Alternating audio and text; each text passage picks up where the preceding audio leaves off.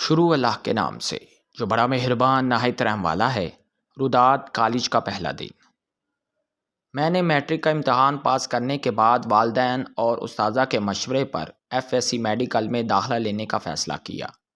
Government college سے prospects لینے، form پر کر اور فیس کے ساتھ جمع کروانے کے بعد مجھے کالج میں داخلہ مل گیا۔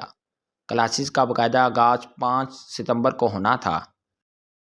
5 ستمبر کی صبح 8 بجے میں کالج کے مین گیٹ پر پہنچا۔ کالج کے گیٹ پر ایک بینر لگایا گیا تھا جس پر یہ جملہ لکھا تھا: ہم ہر نئے آنے والے طالب علم کو خوش آمدید کہتے ہیں۔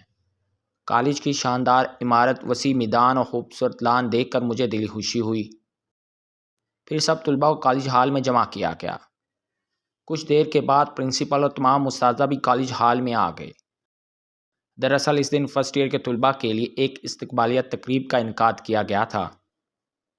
تقریب کی صدارت پرنسپل سید کاشف حسین کر رہے تھے۔ تلاوت قرآن پاک سے تقریب کا آغاز کیا گیا۔ اس کے لیے 12ویں جماعت کے طالب علم کو اسٹیج پر بلایا گیا۔ اس کے بعد 12ویں جماعت کے ہی طالب علم محمد ہارون نے نعت رسول مقبول صلی اللہ علیہ وآلہ وسلم سے ہمارے دلوں کو منور کیا۔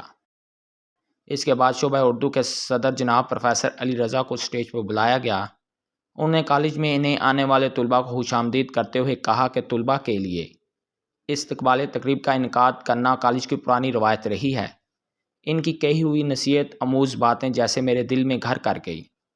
پھر پرنسپل کو دعوت سخن دیا گیا۔ آپ نے اپنی گفتگو کا آغاز شعر ہم لائے ہیں طوفان سے کشتی نکال کے، اس ملک کو رکھنا میرے بچوں سنبھال کے سے کرتے ہوئے کہا کہ ہر طالب علم کو چاہیے کہ وہ خدا کی عطا کردہ صلاحیتوں کو استعمال میں لا کر ملک و قوم کی تعمیر و ترقی میں اپنا کردار ادا کرے۔